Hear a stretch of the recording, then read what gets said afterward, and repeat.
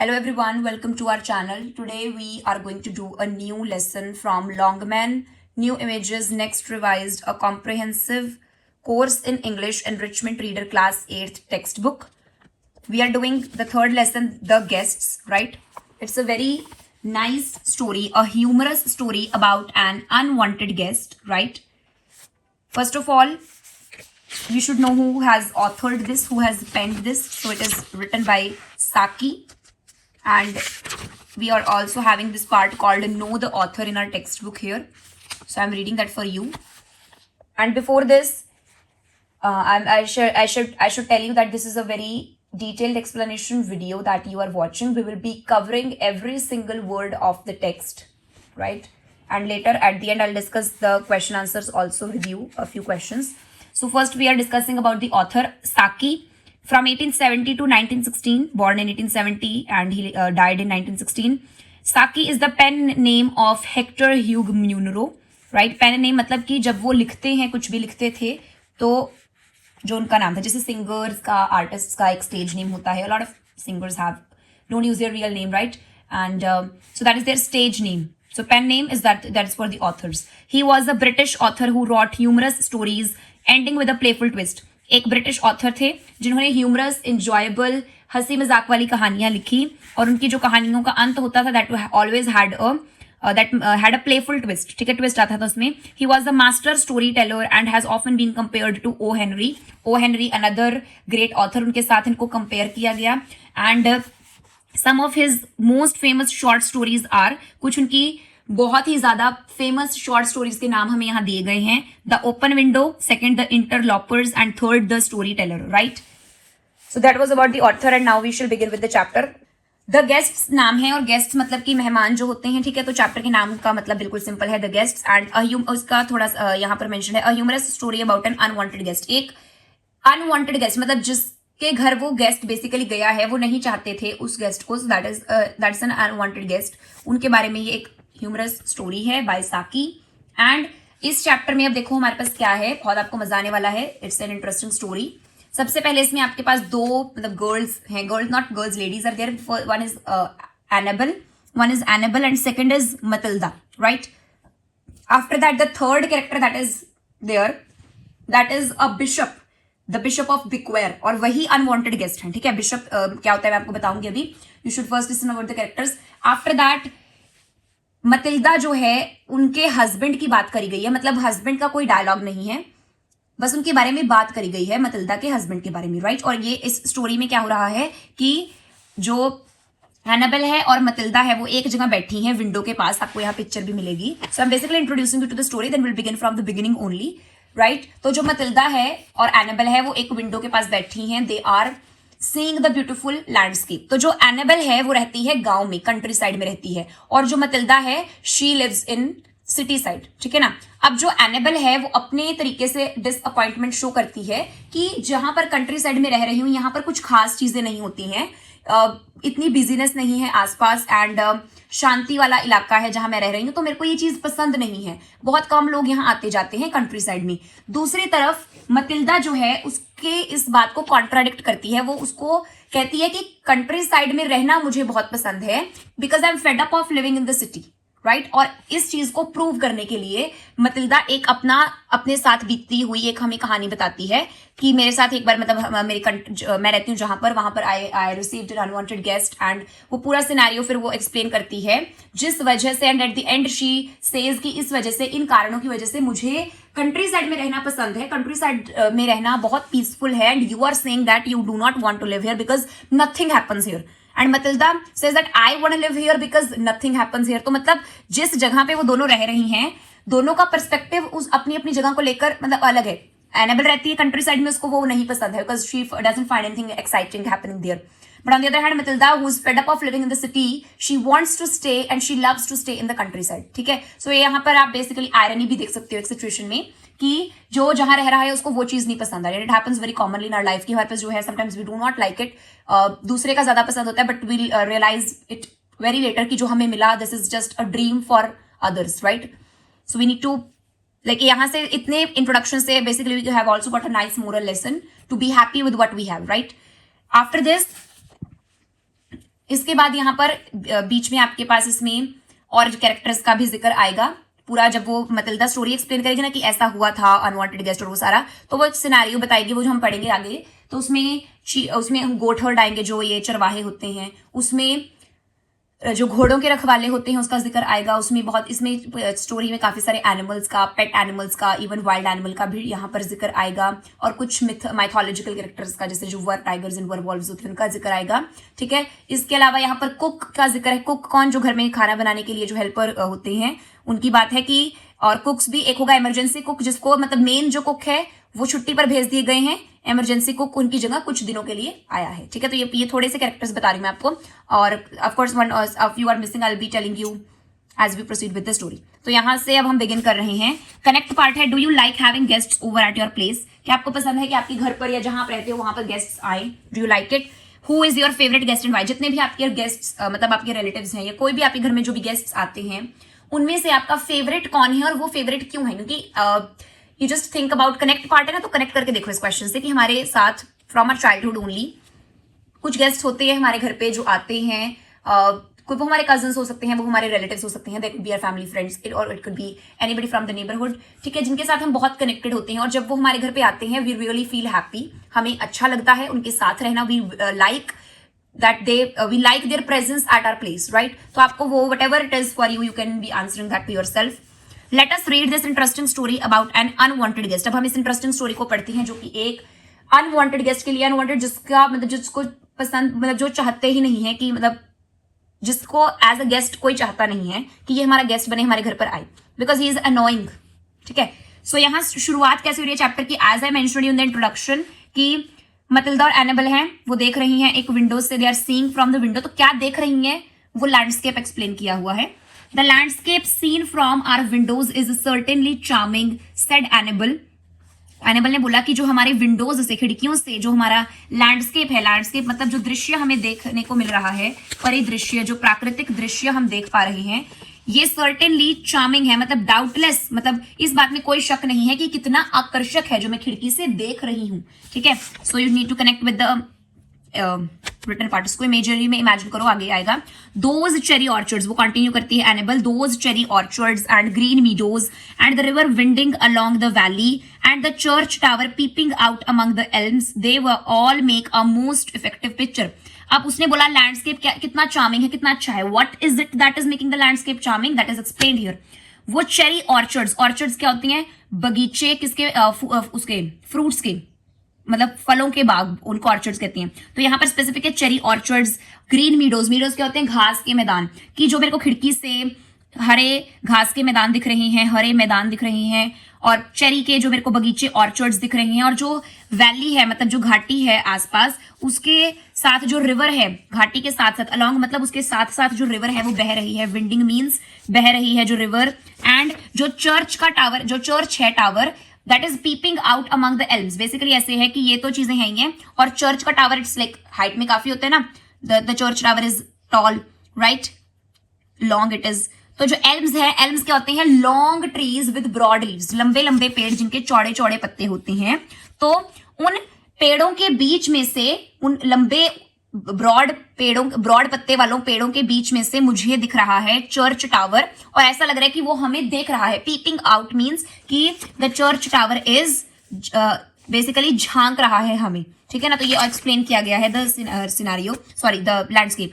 They all make a most effective picture, कि ये सारी चीजें मिलकर एक बहुत ही खूबसूरत इफेक्टिव पिक्चर एक बना रही है लैंडस्केप, जो कि बहुत चार्मिंग है। There is something dreadfully sleepy and languorous about it, though stagnation seems to be the dominant note.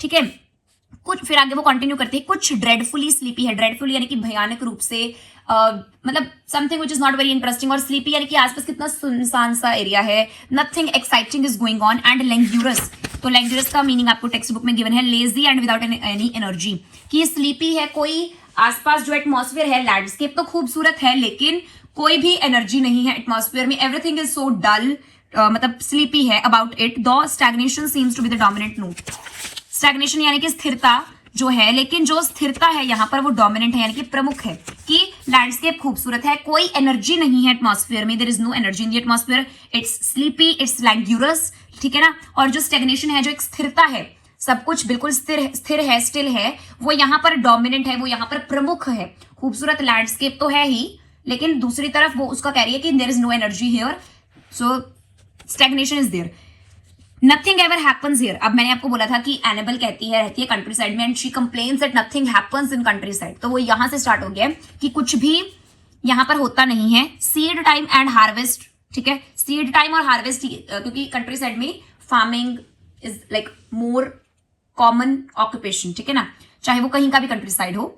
Seed time and harvest, seed time की जिस समय हमें बीज बोने हैं, फसल बोनी है, और जब वो पक जाएगी तो उसको जो हार्वेस्ट करना है, ये यहाँ पर मेन इवेंट्स होते हैं हमारे गांव में, मतलब जहां पे वो रह रही है। And an occasional outbreak of measles, occasional मतलब कभी, ओकेजनल मतलब समथिंग विच हैपन्स, मतलब कुछ इंटरवल्स के बाद जो होता है। आउटब्रेक मतलब कि किसी चीज का फैल जाना, ठीक है ना, आउटब्रेक जैसे हम किसी बीमारी का फैल जाना, आउटब्रेक मतलब प्रकोप होना एकदम से। तो यहाँ आउटब्रेक ऑफ किसका है, मीजल्स का, आउटब्रेक ऑफ मीजल्स और a mildly destructive thunderstorm and a little election excitement about once in 5 years, ठीक है, कि यहाँ पर सीड टाइम एक मेन हमारा इवेंट हो जाता है, हार्वेस्टिंग टाइम हो जाता है, उसके अलावा मीजल्स यानी कि जो चिकन पॉक्स की तरह, मतलब चेचक की जो बीमारी है, उसका यहाँ पर ओकेजनल आउटब्रेक होता रहता है हमारे गांव में। उसके अलावा या फिर अगर वो नहीं हो रहा तो एक माइल्डली डिस्ट्रक्टिव थंडरस्टॉर्म, माइल्डली मतलब जेंटली, कि डिस्ट्रक्टिव थंडरस्टॉर्म यहाँ होते रहते हैं, हालांकि वो मतलब डिस्ट्रक्टिव और माइल्डली, देखो mildly destructive, so this is paradox. Paradox मतलब जैसे आपने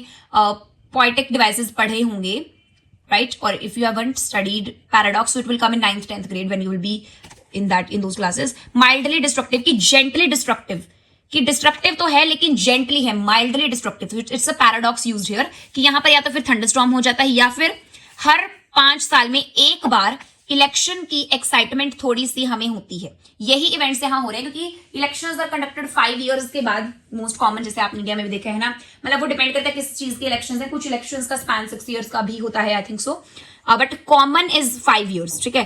तो इलेक्शन की एक्साइटमेंट होगी, that is all that we have to modify the monotony of our existence, rather dreadful isn't it, ठीक है, कि यही है यहाँ पर जो होता है, लेकिन हमको इन सब चीजों को मॉडिफाई करना पड़ेगा।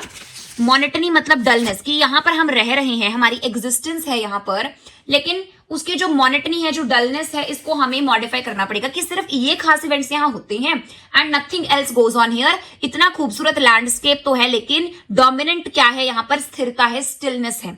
rather dreadful isn't it? So now Annabelle complains कि ये तो dreadful है, ये चीज तो बल्कि भयानक है, और ऐसा बोलकर वो isn't it से क्वेश्चन पूछती है, किसको, मतिल्दा को, मतलब अपना उसने एक ये क्वेश्चन पूछने का मतलब यहाँ पे इस तरीके से आप समझोगे कि कोई चीज उसने बोली और फिर बाद में हम कहते थे ना कुछ बोला और पूछ लेते हैं है ना या नहीं। Basically we are when we look on for listeners agreement कि वो हाँ, वो हमारी बात में हाँ मिलाई, तो ये उस तरीके से है कि उसने जो चीज वो मानती है उसने बोली, लास्ट में उसने इजंट इट डाल के क्वेश्चन पूछ लिया कि because she is hoping Matilda would in a way कि मतिल्दा उसकी बात से एग्री करेगी, ठीक है। On the contrary said Matilda, I find it soothing and restful, but then you see I have lived in countries where things do happen ever so many at a time when you are not ready for them happening all at once. On the contrary मतलब दूसरी तरफ, against, विपरीत, ठीक है। मतिल्दा बोलती है कि मुझे ये बहुत सूदिंग और बहुत रेस्टफुल लगता है। आई फाउंड इट सूदिंग यानी कि सुखदायक और रेस्टफुल लगता है, क्योंकि मैं ऐसी कंट्रीज में रही हूं जहां पर बहुत सारी चीजें होती हैं, वहां पर तुम कह रही हो कि चीजें यहाँ होती नहीं है, और क्योंकि मेरे को ये चीजें अच्छी लगती हैं, यहाँ पर रेस्टफुल लगता है, सूदिंग लगता है, बिकॉज मैं एक ऐसी जगहों पर रही हूं जहां पर चीजें होती हैं और कई बार तो एक ही टाइम पर इतनी सारी चीजें इकट्ठी हो जाती हैं कि आप उन सबको एक ही बार में हैंडल करने के काबिल नहीं होते। You are not ready to control them, और मतलब आप नहीं चाहते कि इतना सब कुछ एक ही बार में हो जाए, ठीक है ना। ऑफ कोर्स क्योंकि पोटेंशियल होता है ना सबका अपना, कौन कितना किस चीज को कैसे मैनेज कर सकते हैं। Not everybody can manage lots of things happening out, और बहुत it's not easy to balance the, it's not easy to cope up with the chaos around us, right. That of course makes a difference said Annabel. तो हाँ, enable ने फिर चलो अब उसने पहले तो कंप्लेंट करी अपनी कंट्री साइड के बारे में, लेकिन अब मतिल्दा के इस बात बोलने के बाद अब वो कहते हैं कि हाँ ये बात तो है कि ये तो फर्क रहेगा ही कि कंट्री साइड में यूजुअली पीसफुल है, सूदिंग है, लेकिन हाँ यहाँ पर ऐसा नहीं कि बहुत, it's not a chaotic environment, ठीक है। तो वो एग्री करती है। I have never forgotten said Matilda the occasion when the bishop of Bequar paid us an unexpected visit, he was on his way, I've never forgotten, said Matilda, the occasion when the Bishop of Becquer paid us an unexpected visit. He was on his way to lay the foundation stone of a mission house or something of the sort. कि अब मैंने आपको बोला था कि मतिल्दा अपने यहाँ पर बीच में अब एक स्टोरी वो स्टार्ट करेगी, तो वो यहाँ से शुरुआत करती है. आप ऐसे इमेजिन करो, वो बस दोनों मतलब इमेजिन क्या करना है, it's happening in real. Picture भी हमने पहले यहाँ पर देखी थी कि वो the picture right here we saw they are sitting in close to the window, landscape enjoy कर रही हैं, वहीं बातचीत कर रही है. तो मतिल्दा कहती है कि मैं कभी भी मैं नहीं भूली हूं वो ओकेजन, वो दिन जब बिशप ऑफ बिक्वेर ने हमें एक अनएक्सपेक्टेड विजिट दी हमारे घर पर. मतलब वो आए, मेरी जहां मैं रहती हूँ वहां पर वो आए. और वो हमारे अनएक्सपेक्टेड विजिट क्यों थी? क्योंकि वो उस समय ना ही वॉज ऑन हिज वे, वो जा रहे थे किसी काम के लिए. और वो कौन सा काम था? फाउंडेशन स्टोन, यानी कि नींव पत्थर जो होता है फाउंडेशन स्टोन एक मिशन हाउस का या उसके जैसा कोई चीज, मतलब कंस्ट्रक्शन में वो फाउंडेशन स्टोन जो है वो रखने जा रहे थे. लेकिन जाने से पहले वो रास्ते में उन्होंने सोचा हमारे पास रुक जाएंगे, तो वो रुक गए हमारे यहाँ पर और अनएक्सपेक्टेड विजिट उन्होंने हमें दिया. अब यहाँ पर आप बिशप जो वर्ड है बहुत यहाँ कॉमनली आएगा. तो बिशप का क्या मतलब होता है?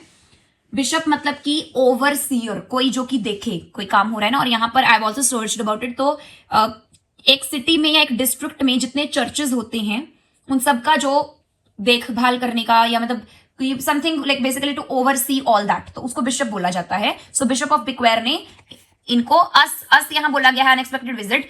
अस यहाँ पर क्यों है अब आपको वो आगे समझ आ जाएगा, क्योंकि मतिल्दा अकेली नहीं है ना, मतिल्दा है तो आगे स्टोरी हम पढ़ेंगे तो समझ आएगा कि उसके हस्बैंड भी हैं. लेकिन जिस टाइम पर विजिट करता है बिशप उस टाइम पर उसके हस्बैंड घर नहीं होते, वो कहीं दूर गए होती हैं, मैनी माइल्स अवे. और इसके अलावा मतिल्दा के घर में बहुत सारे गोट्स हैं, आपको आगे स्टोरी में पता लगेगा. मतलब मैं खुद से नहीं बोल रही हूँ, अभी हम पढ़ेंगे तो आएगा. लेकिन अस यहाँ पर आया है तो मैं यही मतलब क्लियर कर रही हूँ, ठीक है.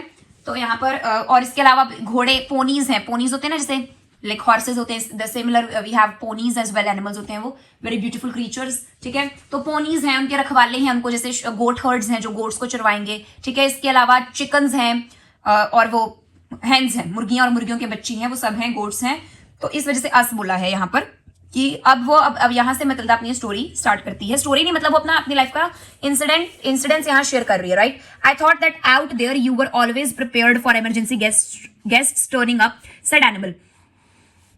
अब ऐसा सुन के एनिमल कहती है कि मुझे लगा कि तुम हमेशा ही इमरजेंसी गेस्ट्स को संभालने के लिए तैयार रहती हो, कि अगर तुम्हारे यहाँ पर कोई भी एकदम से आ जाए जिसके आने से पहले वो इन्फॉर्म ना करे और आपको ना पता हो कि वो आने वाले हैं, तो मुझे लगा कि शायद तुम इमरजेंसी गेस्ट्स के लिए पहले से हमेशा मतलब तैयार रहती हो. तो एनिमल ऐसा बोलती है.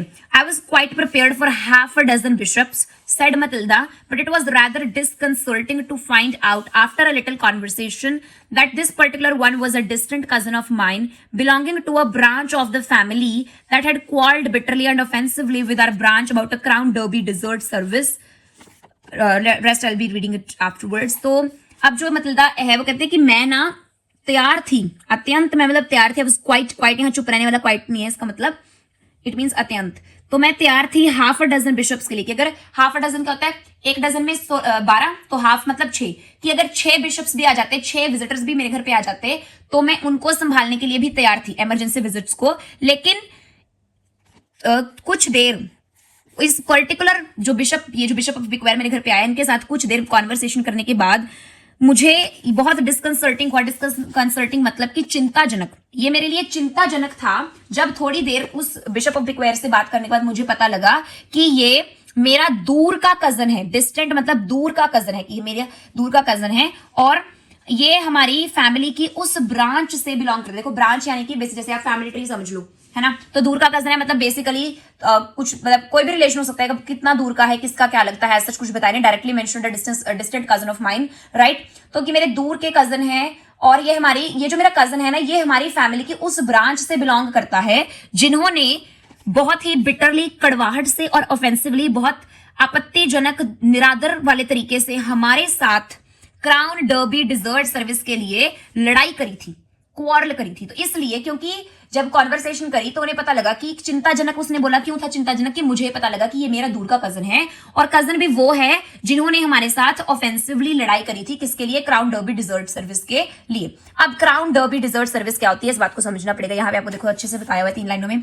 The Crown Derby dessert service is one of the oldest remaining English porcelain manufacturer based in Derby, England. तो डर्बी क्या है? एक प्लेस है इंग्लैंड में, ठीक है. और पोर्सेलिन क्या होता है?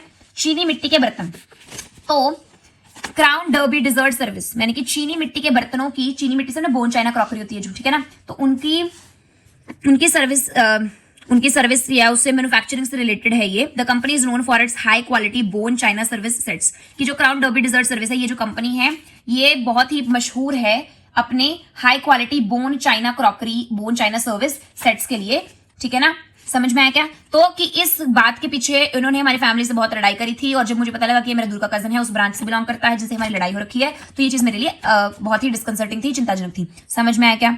अब आगे बढ़ते हैं। They got it and we ought to have got it. अब वो कहते हैं कि अब वो मतलब अपना उसको नरेट कर रही है ना कि अच्छा हाँ ऐसा हुआ था, तो उसमें वो बताते हैं, अब वो कंटिन्यू कर रही है कि अब उसको ये जो लाइन है वो बोलेगी, वो उसको कंप्लीटली अच्छे से एग्जैक्टली याद नहीं होगी, तो she is just making assumptions कि अच्छा शायद ये होगा या ये होगा। तो वो कहती है कि जो हमारी लड़ाई थी वो क्राउन डर्बी डिजर्ट सर्विस को लेकर थी, तो उन्होंने मतलब जो बिशप वाली जो फैमिली थी है ना, कि उनको वो मिल गया था, एंड हमने ऑब्जेक्ट करा, we ought to have got it, we ought to have got it मतलब हमें वो मिलनी चाहिए थी इन सम लेगेसी, और else we got it and they thought they ought to have had it, I forget which anyhow, कि मेरे को अब अच्छे से याद नहीं है कि शायद वो जो क्राउन डर्बी डिजर्ट सर्विस थी जिसके लिए लड़ाई इन्होंने करी हमारे साथ, शायद वो इनको मिल गई थी और हमारी फैमिली कह रही थी कि हमें मिलनी चाहिए एज लेगेसी, या शायद वो हमें मिल गई थी और ये कह रहे थे कि इनको मिलनी चाहिए। Like I forget which anyhow, कि मैं भूल गई हूं, पर छोड़ो, एनी हाउ मतलब पर छोड़ो, आई नो दे बिहेव्ड डिसग्रेसफुली, लेकिन वो छोड़ो कि किसको मिली सर्विस,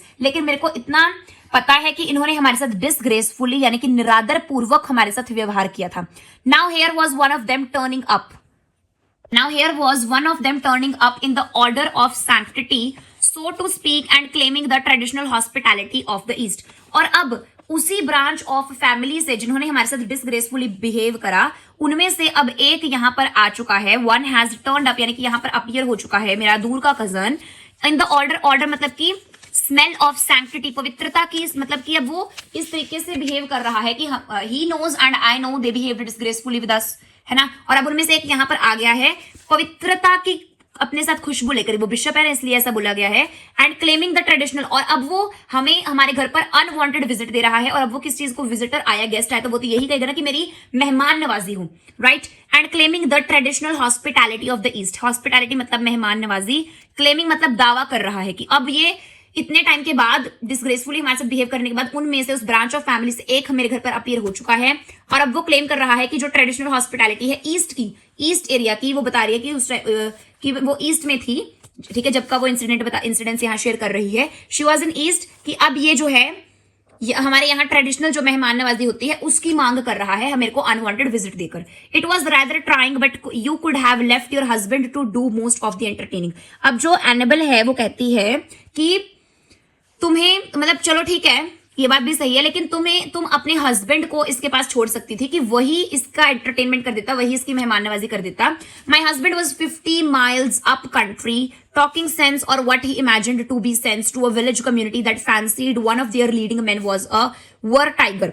तो अब मतिल्दा कहती है कि मेरे हस्बैंड तो उस टाइम पर, जबकि वो स्टोरी मतलब इंसिडेंट यहाँ शेयर कर रही है, इंसिडेंट राइट, कि वो उस टाइम पर तो 50 मील दूर थे, 50 मील दूर थे, he was not at home at that time, ठीक है। तो वो कह रहे कि मेरे हस्बैंड उस टाइम 50 माइल्स दूर थे, और and he was talking sense और what he imagined to be sense, और उस टाइम पर वो सेंस मतलब कुछ ऐसी बात कर रहे थे जिसका कोई मतलब है, जिसकी कोई सेंस है, या शायद जो बात वो कर रहा था वो आगे इस लाइन में आएगी कि जिसकी शायद उसने सोचा मेरे हस्बैंड ने कि शायद उसकी बात की कोई सेंस होगी, but it was of no sense to a village community. अब वो 50 माइल्स दूर कहाँ गया, कैसी बात करने, जिसको उसे लगा था कि शायद कोई बात का सिर पैर होगा, but it was not there, to a village community that fancied one of their leading man was a weretiger. Fancied मतलब अनुमान लगाना, ठीक है।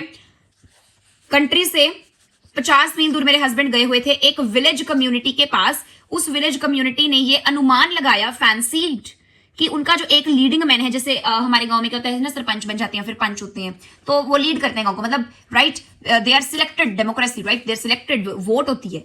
तो लीडिंग मैन जो थे उस कंट्री के, उन्होंने अनुमान लगाया, मतलब उस कंट्री की जो कम्युनिटी विलेज कम्युनिटी जो थी, उन्होंने अनुमान लगाया कि जो उनके लीडिंग मैन है ना, उनमें से एक वर टाइगर था।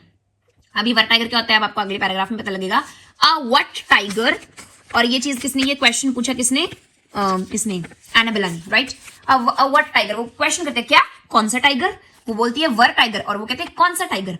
अ वर tiger, you heard of were valves haven't you? तो मतलब इसका आंसर देते हैं कि वर टाइगर, क्या तुमने वर वॉल्व्स के बारे में सुना है? हैवंट यू, वो फिर उसको पूछते क्या तुमने वर वॉल्व्स के बारे में सुना है? वर वॉल्व्स शायद आपने भी कईयों ने सुने होंगे, माइथोलॉजिकल क्रीचर्स होती है ये, a mixture of wolf and human being and demon. Wolf भेड़िया, ठीक है, वॉल्फ और आधा इंसान आधा वॉल्फ जो होता है, एंड डिमॉन, डिमॉन राक्षस, ठीक है, तो उसका जो मिक्सचर होता है उसको वर वॉल्व्स कहते हैं। तो इसी तरीके से वर टाइगर मतलब आधा इंसान आधा tiger. Well in those parts they have were tigers, की तुमने वर वॉल्व्स के बारे में तो सुना होगा, लेकिन जिस पार्ट में मेरे हस्बैंड गए थे 50 माइल्स अवे, उस पार्ट में वो वर टाइगर्स होते हैं, और थिंक दे हैव, और या फिर शायद उन्हें लगता है कि होते हैं वर टाइगर्स, क्योंकि उन्होंने अनुमान लगाया था कि one of the leading man was a were tiger. And I must say that in this case, so far as sworn and uncontested evidence went, they had every ground for thinking so.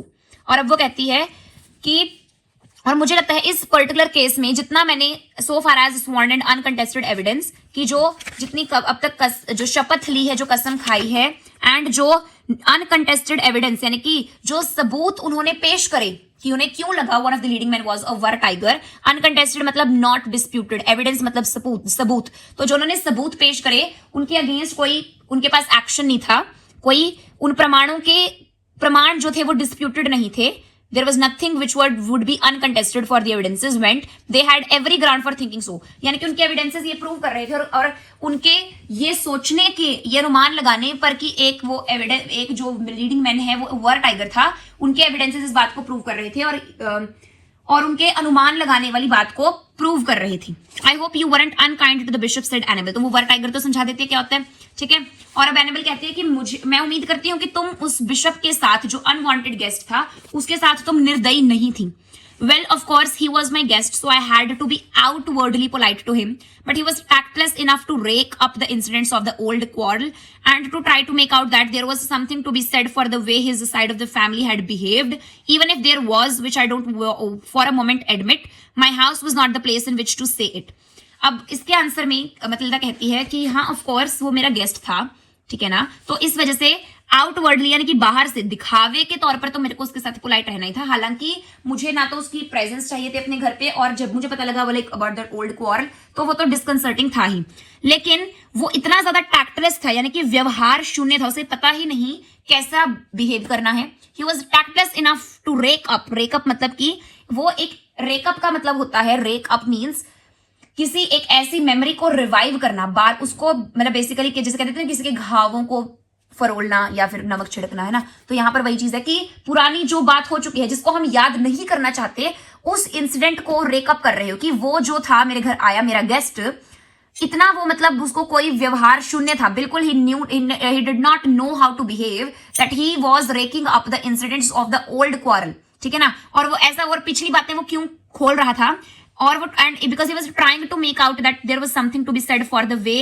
His side of the family had behaved, क्योंकि उसे ऐसा लग रहा था कि जिस तरीके से उसकी फैमिली ने बिहेव करा, मतलब वो क्योंकि यहां हमें बोला गया ना कि डिसग्रेसफुली बिहेव करा, राइट, सो कि उसे लग रहा था कि अपनी मेरे फैमिली के बिहेवियर के लिए मैं कुछ यहां उनके फेवर में बोल सकूं कि उन्होंने गलत बिहेव नहीं करा, even if there was which I don't for a moment admit, my house was not the place in which to say it, कि चलो वो इतना टैक्टलेस था, पुराने इंसिडेंट्स को खोल रहा है और वो ट्राई कर रहा है ये चीज दिखाने की, he is trying to show that there was something जो कि उसकी तरफ, उसकी फैमिली की तरफ से भी कहा जाना चाहिए कि उन्होंने कैसे बिहेव करा, क्यों बिहेव करा, ऐसा क्या क्वार्रल हुई थी, ठीक है ना, और चलो फिर वो कहते हैं कि चलो जो भी वो कह रहा है अगर मैं मान भी लूं कि कुछ ऐसा था जो उसकी फैमिली के हमें सुनना चाहिए था कि शायद उनकी गलती नहीं थी, शायद हमारी गलती थी, जो इस बात को भी हालांकि मैं एडमिट तो नहीं करती हूँ, मतलब इस बात से मैं एग्री तो नहीं करती हूँ, जितना मुझे पता है कि क्या हमारे साथ उन्होंने बिहेव करा, व्हाट दे क्वार्रल्ड फॉर, कि लेकिन फिर भी चलो अगर मैं एक मोमेंट के लिए सोचना भी चाहूं कि चलो हाँ हमारी गलती थी या उनकी गलती नहीं थी, और he should got get the chance to be at the side of his family, और मतलब टू प्रूव इट बेसिकली, लेकिन फिर भी मेरा जो घर है इस बारे में बात करने की जगह नहीं है कि जो मर्जी हुआ, पुरानी बातें हैं, जो भी वो कहना चाहता है, लेकिन मेरा घर वो जगह नहीं है जहां पर अब आकर वो इतनी पुरानी बातें छेड़ेगा। वी आर डिस्टेंट कजन्स, हमारी फैमिलीज के वो क्वार्रल्स थी, right. After this I didn't argue the matter but I gave my cook a holiday to go and visit his aged parents some 90 miles away, कि मैंने इस matter पर argue तो नहीं करा, क्योंकि उसने बोला ना कि वो मेरा गेस्ट था तो मेरे को पोलाइट तो बाहर से रहना ही पड़ेगा, अंदर से बेशक मेरे को जो मर्जी फील हो रहा था, लेकिन मैंने अपने कुक को, मैंने अपने जो मेरा जो हेल्पर कुक था उसको एक छुट्टी दे दी, ठीक है, जो मैंने अपने घर पे कुक रखा हुआ था फॉर माय हेल्प, उसको एक छुट्टी दे दी कि तुम जाओ और अपने एज्ड, अपने बूढ़े माँ बाप से मिलकर आओ, जो कि उसके घर से, जहां पर वो कुक काम करता था, वहां से 90 मील दूर रहते थे। The emergency cook was not a specialist in curries, in fact I don't think cooking in any shape और फॉर्म कुड हैव बीन, कि जो इमरजेंसी कुक फिर मैंने रखा, एक को छुट्टी पर भेज दिया, उसकी जगह जो replacement for a few days जो मैंने रखी, ठीक है, वो जो था करीज में स्पेशलिस्ट नहीं था। करीज मतलब अलग अलग क्यूजीन्स में करीज का मतलब डिफरेंट होता है, राइट? तो करीज यहाँ पर बेसिकली सब्जी तरकारी बनाना, और it could be chicken curry, it could be prawn curry, it could be बेसन की कड़ी that we have in our north India, right? तो कड़ी का यहाँ मतलब है basically something eatable full of spices, onions, garlic, shallots and it could be vegetable curry type of thing, right? तो it could have different meanings in different cuisines, ठीक है? तो जो वो था कुक, जो हमारा मेरा इमरजेंसी कुक था, he was not specialist in curries. In fact मुझे लगता है कि किसी भी शेप में या किसी भी फॉर्म में cooking could have been one of his strong points, कि जो कुक तो है, वो इमरजेंसी कुक रखा है मैंने उसको, लेकिन मुझे ऐसा लगता है किसी भी तरीके में, किसी भी पॉइंट पर, किसी भी फॉर्म में कुकिंग उसके बस की बात नहीं थी, जो इमरजेंसी कुक मैंने रखा, ठीक है? मतलब वो कह रहा है कि मेरे को, ये मतिल्दा कह रही है कि मेरे को वही पता है, करीज में वो स्पेशलिस्ट नहीं है, लेकिन उसको देखकर और उसकी हरकतों से, उसकी शेप फॉर्म से मुझे ऐसा लगता है कि कुकिंग तो उसके बस की बात ही नहीं है। When the bishop heard that I had sent away the cook on a special and unnecessary holiday, he saw the cleverness of the maneuver, and from that moment we were scarcely on speaking terms, कि जब bishop ने सुना कि मैंने cook को एक special और एक अननेसेसरी हॉलीडे पर भेज दिया है, क्योंकि ठीक है, मतिल्दा ने कुक को भेज दिया था तो कि स्पेशल हॉलिडे है, माँ बाप से मिलने के लिए मैंने उसको भेजा है, और ये अननेसेसरी थी, कोई छुट्टियों का टाइम नहीं चल रहा था, और it was nothing like that. तो जब बिशप को पता चला कि मैंने अननेसेसरी स्पेशल हॉलिडे पर अपने कुक को भेज दिया है, तो उसने मैनूवर में क्लेवरनेस देखी। मैनूवर मतलब कि क्लेवर प्लान और एक्शन देखी, और उस मोमेंट से मतलब उसने चालाकी देख ली, ठीक है ना, कि उसने वो समझ गया कि मैंने ये चीज जानबूझकर करी है, कि एक तो घर में गेस्ट आया, और अच्छा अब इसको आप ऐसे थोड़ा रियल लाइफ से कनेक्ट कर लो, like this is I think very common in everybody's house, जब हमारे घर पे जब गेस्ट्स आते हैं, सो अगर देखो हर रोज अगर एक सब्जी बन रही है, फॉर एग्जाम्पल इन डिनर और लंच और anything, when the guests will come 2-3 सब्जियां बनेगी, दैट्स वेरी कॉमन, दाल भी बनेगी, सूखी सब्जी भी बनेगी, राइट? और भी कुछ बन सकता है, राइट? उसके बाद डिजर्ट अगर हम देखें तो हर रोज घरों में नहीं बनते, as long as I know, like I have never seen in my house कि रोज डिजर्ट कुछ मीठे में बन रहा है, ऐसा नहीं होता। लेकिन जब गेस्ट आएंगे तो मीठा पक्का बनेगा, dessert will always be there, ठीक है, क्लियर? और जब है ना, जब गेस्ट आते हैं, या इवन हम भी किसी के घर पे एज अ गेस्ट जाते हैं, सो वी सी दोज कि मतलब बर्तनों में सर्विस, बेसिकली जब हम सर्व करते हैं फूड, वो भी तरीका अलग होता है, नए बर्तन निकाले जाते हैं, क्रॉकरी निकाली जाती है। In lot of houses new dinner sets which were never used by the family, they are just opened, the new boxes are opened because the guests are arriving at our home, right? तो मतलब special treatment होता है ना, सारे घर में bedsheets, मतलब beds पर नई बिछाई जाती हैं, नए टॉवल्स जो हैं रखे जाते हैं, साबुन नया रखा जाता है, cleanliness is taken care of special, है ना? तो ये सारी चीजें होती हैं अपने इंडिया में, तो I think it happens in every region. तो लेकिन जब बिशप ने देखा कि एक तो घर में गेस्ट आया हो, लेकिन इन्होंने, मतिल्दा ने, जिसके घर पे मैं एज अ गेस्ट आया हूं, इसने जानबूझकर एक अननेसेसरी हॉलिडे पर कुक को भेज दिया है, तो उसको उस बात में समझ आ गया, बिशप को समझ आ गया कि ये जानबूझकर मतिल्दा ने करा है। तो उस समय से इन्होंने आपस में बात करना ही बंद कर दिया, like both of did not have interest in each other although they were distant cousins. If you have ever had a bishop with whom you were not on speaking terms staying in your house, you will appreciate the situation, कि अब वो आगे कहती है कि चलो अगर तुम्हारे घर पर कभी भी बिशप हो, ठीक है, जिसके साथ तुम स्पीकिंग टर्म्स पर नहीं हो, मतलब जिसके साथ तुम बात नहीं कर रही हो और वो तुम्हारे घर पर रह रहा है, तो उस सिचुएशन को तुम अप्रिशिएट करोगे कि चलो वो रह रहा है, लेकिन हम कोई आपस में बात तो नहीं कर रहे हैं ना, you are not talking to each other, and क्यों बात नहीं करेंगे, so he the bishop won't bother me, तो वो इस सिचुएशन को अप्रिशिएट करोगे। तो वो ऐसा हमें अपने एक्सपीरियंस से बता रही है Matilda. Annabel confessed that her life story had never included such a disturbing experience. तो एनेबल हु वाज पहले कंप्लेन कर रही थी यहाँ पर कुछ नहीं होता, लेकिन अब जैसे जैसे मतिल्दा उसको कहानी बता रही है ना, she basically questions something that she was questioning earlier, ठीक है? तो अब एनेबल कन्फेस करती है, ये बात स्वीकार करती है कि उसकी पूरी लाइफ स्टोरी में उसने कभी भी ऐसा डिस्टर्बिंग एक्सपीरियंस नहीं आया कि अनवांटेड गेस्ट आ गया, फिर वो क्लेवरनेस शो कर रहा है because I sent the cook on a holiday and then they are not on speaking terms and all these things, ठीक है. देन कंटिन्यूड मतिल्दा, फिर मतिल्दा आगे कंटिन्यू करती है. To make matters more complicated the Guadalipitchi overflowed its banks. The Guadalipitchi overflowed its banks, a thing it did every now and then when the rains were unduly prolonged in the lower part of the house and all the outbuildings were submerged. कि फिर यहां तक सिर्फ इतना ही मेरे साथ वहां मतलब एक डिस्टर्बिंग एक्सपीरियंस नहीं था. मैटर्स को जो वहां चल रहा था घर में सिनेरियो, उसको और कॉम्प्लिकेट करने के लिए जो पास हमारे वहां घर जहां मैं मतलब ईस्ट में जहां मैं रहती थी वहां पर एक रिवर फ्लो कर रही है ग्वाडलीपिची. नाम है रिवर का, जैसे गंगा है यमुना है तो ग्वाडलीपिची इज अ रिवर, ठीक है. तो जो ग्वाडलीपिची है उसने अपने बैंक्स को ओवरफ्लो करा, मतलब कि ग्वाडलीपिची उछल गई बेसिकली. जैसे नदी में बाढ़ आ जाती है, फ्लड आ जाती है ना, तो फिर नदियां नाले सब उछल जाते हैं ना. तो उसने बोला कि मैटर्स पहले बहुत कॉम्प्लिकेटेड थे लेकिन और कॉम्प्लिकेशंस बनाने के लिए ग्वाडलीपिची ने ग्वाडलीपिच ओवरफ्लो कर गई. और फिर वो इस ओवरफ्लोइंग के बारे में क्या कहती है कि ये बहुत कॉमन चीज है ग्वाडलीपिची रिवर का ओवरफ्लो करना जब भी बारिश अनड्यूली प्रोलॉन्ग्ड होती है, यानी कि बहुत ही एक्सेसिव तेज और बहुत लंबी होती हैं. तो हमेशा ही लंबी तेज बारिशों के दौरान ग्वाडलीपिची रिवर जो है ओवरफ्लो कर जाती है, जिसकी वजह से घर का जो लोअर पार्ट है और जो जितनी भी बिल्डिंग्स हैं वो सारी सबमर्ज हो जाती हैं. सबमर्ज यानी कि पानी में आ जाती है बेसिकली, ठीक है. पानी काफी भर जाता है, लोअर पार्ट्स तक भर जाता है. We managed to get the ponies loose in time and the syce swam the whole lot of them off to the nearest rising ground. Syce कौन है फर्स्ट यहाँ पर अब आ चुका है, मतलब जो मतिल्दा के घर में और कौन कौन है पूरा है ना. अब आपको यहाँ पर एक चीज इमेजरी यूज करनी है टू अंडरस्टैंड इट बेटर, कि रिवर है बह चुकी है, घर के बेस में पानी आ चुका है, not the basement but the lower part of the house, ठीक है. हर तरफ पानी ही पानी है. तो अब यहाँ पर वो बोल रही है कि हमने वी मतलब वो और उसका जो साइज कौन होता है, जो घोड़ों की रक्षा करता है. मतलब घोड़ों को, जैसे एक चरवाहा होगा, गोट हर्ड होगा, तो वो क्या करेगा, बकरियों को भेड़ों को चरवाने जाएगा, राइट. शेफर्ड्स होते हैं जैसे, तो गोट हर्ड्स होते हैं इस तरीके से. साइज क्या होते हैं, जो पोनीज का हॉर्सेस का ध्यान रखते हैं.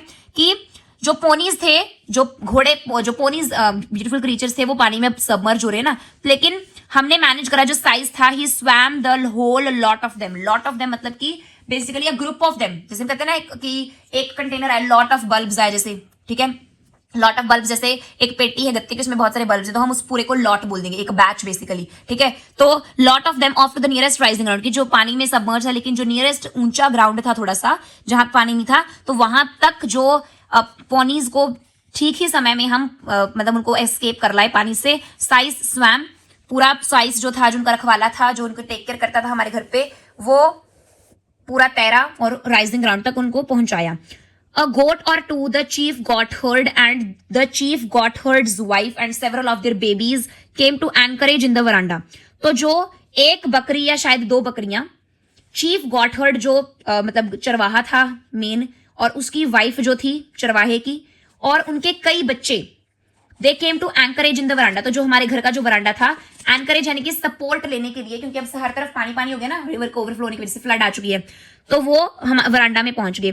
All the rest of the available space was filled up with wet bedraggled looking hens and chickens. One never really knows how many fowls one possesses till the servants' quarters are flooded out.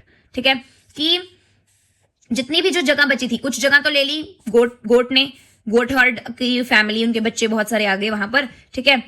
और जो बाकी जगह जो बची थी वो भर गई बेड रैगल्ड, गंदे दिखने वाले हैंस, और उनके बच्चे जो हैंस होते हैं और जो चिकन्स होते हैं उनसे भर गई, जो गीले हो गए थे. तो मतलब गीली मुर्गियों से, और उनके गीली मुर्गियों के जो बच्चे थे चिकन्स, उनसे वो जगह सारी भर गई. One never really knows. और फिर वो कहती है कि हमें जो भी फाउल्स रखते हैं, फाउल्स क्या होते हैं, पोल्ट्री में जो मतलब रखते हैं ना, पोल्ट्री पर्पसेस के लिए जो चिकन्स को पालते हैं, हेन्स को, तो वो कहते हैं वो होते हैं फाउल्स, ठीक है. तो वो कहते हैं हमें फाउल्स में बेसिकली सिर्फ चिकन्स भी नहीं आती, बेसिकली पोल्ट्री एनिमल्स को टुगेदरली एज फाउल्स बोल दिया जाता है. कि फिर मतिल्दा कहते हैं कि हमें कभी नहीं पता होता कि हमारे पास कितने फाउल्स हैं, तब तक नहीं पता होता जब तक सर्वेंट्स के क्वार्टर्स भी फ्लडेड आउट ना हो जाए. Till the servants quarters are flooded out, क्योंकि वो वहां रह रहे थे लेकिन अब वो फ्लड आउट हो चुका है सब कुछ. अब यहाँ ये वरांडा में आए हैं, अब मेरे को पता लगा कि इतने सारे फाउल्स हैं, तो ऐसे सिचुएशंस में ही हमें पता लगेगा कि कितने हमने चिकन्स फाउल्स रखे हुए हैं, अदरवाइज वी वांट नो, ठीक है ना. After that, of course, I had been through something of the sort in previous floods, but never before had I had a house full of goats and babies and half drowned hens, supplemented by a bishop with whom I was hardly on speaking terms. अब ये कहती है कि of course कुछ इससे मिलता जुलता experience मैंने पहले भी करा है पिछली बाढ़ों में, क्योंकि वो बोलते हैं ना ग्वाडलीपिची फ्रीक्वेंटली ओवरफ्लो हो जाती है अनड्यूली प्रोलॉन्ग्ड अगर बारिशें हो जाएं, तो प्रीवियस फ्लड्स में भी ऐसा एक्सपीरियंस मैंने किया है। लेकिन आज से पहले कभी भी मैंने एक पूरा घर बकरियों का भरा हुआ house full of goats and babies कौन से, ये चीफ गॉटहर्ड के बेबीज, ठीक है ना, सेवरल ऑफ देयर बेबीज, गोट के बच्चे, और जो चिकन है इतने सारे, half drowned hence, half drowned मतलब गंदे हुए हुए आधे गीले मुर्गे और मुर्गियां, और वो जो मतलब मुर्गे ने लिखा हुआ, हैंस लिखे हुए हैं, और उनके जो बच्चे हैं चिकन्स, और उनके साथ ही एक बिशप भी सप्लीमेंट कर रहा है एक बिशप। और बिशप कौन, अनवांटेड गेस्ट है जिसके साथ मैं बात भी नहीं कर रही हूं। तो इतना मतलब ऐसा बुरा एक्सपीरियंस कभी नहीं है। बाढ़ें पहले भी आई हैं, लेकिन ऐसा एक्सपीरियंस कभी नहीं हुआ। It must have been a trying experience, commented Annabel. तो वो कहती है कि ये तो एक ऐसा एक्सपीरियंस है जो शायद मेरे को ट्राई करने वाला है। तो इस बात को सुनकर एनेबल ने ये चीज कॉमेंट करी। So I hope you are getting that suspense and your feeling, वो मतलब फील करो, है ना, सिर्फ पढ़ो और सुनो, समझो मत, उस चीज को इमेजरी में लेकर आओ। Imagine the flood around you, I mean don't imagine it. कहने का मतलब ऐसे इमेजिन करो कि जो स्टोरी में चल रहा है, कि हाँ स्टोरी में आप बेसिकली पढ़ नहीं रहे हो, सिर्फ समझ नहीं रहे हो, आप उस सीन में पहुंच चुके हो कि वो कहाँ बैठी हैं, लैंडस्केप देख रही हैं दोनों लड़कियां, और वो अपनी कहानी बताइए, फिर उस कहानी में पहुंच जाओ। अच्छा, आसपास बाढ़ है आई हुई, चिकन्स गोट्स भर गए हैं, शेफर्ड पोनीज को रेस्क्यू करा जा रहा है, और आधी गीली मुर्गियां हैं, like all those things you can imagine, because this your imagination will help you basically just completely get absorbed in the reading, and that will give you the pleasure of reading and understanding. So don't just read a story or a chapter because it's a part of your syllabus. If you are good at reading, if you love reading, read it to get some pleasure as well. Next is, more embarrassments were to follow. I wasn't going to let a mere ordinary flood wash out the memory of that Crown Derby dessert service, and I intimated to the bishop that his large bedroom with a writing table in it and his small bathroom with a sufficiency of cold water jars in it was his share of the premises. अब यहाँ पर अब देखो, इतना dreadful experience तो उसका रहा ही है, और उसने वो यहाँ पर शेयर भी कर दिया है। किसने, जो लड़की है, मतलब जो कैरेक्टर है, जो स्टोरी बता रही है, मतिल्दा, ठीक है। अब वो कह रही है कि यहाँ इसके बाद और एम्बैरेसिंग सिचुएशंस और अभी फॉलो होनी थी, मतलब यहाँ तक बस नहीं हुई, आगे और भी चीजें हैं अभी। I wasn't going to let a mere मतलब बस एक ऑर्डिनरी आम सी फ्लड। आम क्यों बोला गया फ्लड को, क्योंकि हमने क्या पढ़ा है कि ग्वाडलीपिची यूजुअली जब भी तेज बारिश हो लगातार कई दिनों, तो बेसिकली झड़ी जब लग जाती है, जिसे पंजाबी में चढ़ी लग गई, ठीक है। सो इन दैट वे जब वो फ्लड वो होती रहती है तो ऑर्डिनरी फ्लड है, and they're kind of used to कि ये तो हो जाएगा, एंड आफ्टर दैट, और जितनी जल्दी मतलब उठती है, मतलब ओवरफ्लो हो जाती है, दैट ग्वाडलीपिची उतनी ही जल्दी वो वापस सेटल डाउन भी हो जाती है। लेकिन अब ये क्या मतिल्दा कह रही है कि एक ऑर्डिनरी फ्लड को मैं मतलब I couldn't let the flood wash out the memory, जो क्राउन डर्बी डिजर्ट सर्विस की जो मेमोरी है, बेसिकली जो लड़ाई उनकी हुई थी, सिर्फ फ्लड की वजह से मैं इस चीज को भूलाना नहीं चाहती, और इस वजह से मैंने बिशप को बोला कि उसका लार्ज बेडरूम, उसका बड़ा सा जो बेडरूम है, जिसके अंदर कौन सा हिज से यहाँ मतलब है कि अब वो घर पर आया हुआ है उनके एज अ गेस्ट, तो जो कमरा दिया गया है ये उस कमरे को डिस्क्राइब कर रही हैं कि ये जो कमरा मैंने दिया हुआ है बिशप को रहने के लिए, उसको डिस्क्राइब कर रही है, और फिर आगे वो बोलेगी, ठीक है। तो जो कमरा उस घर में दिया गया है, लार्ज बेडरूम है, इट्स अ लार्ज बेडरूम, जिसके अंदर एक राइटिंग टेबल भी है और छोटा बाथरूम है, और जो बाथरूम है उसके अंदर कोल्ड वाटर जार्स यानी कि ठंडे पानी के सफिशिएंट जार्स हैं, एक पर्सन के लिए बहुत पानी है वहां पर बाथरूम में। और ये जो कमरा है, छोटा बाथरूम है, और जो साथ में राइटिंग टेबल है, कोल्ड वाटर जार्स हैं, ये प्रेमिसेस मतलब बेसिकली पूरे एरिया को, पूरे घर को, रहने की पूरी जगह को प्रेमिसेस बोला गया है।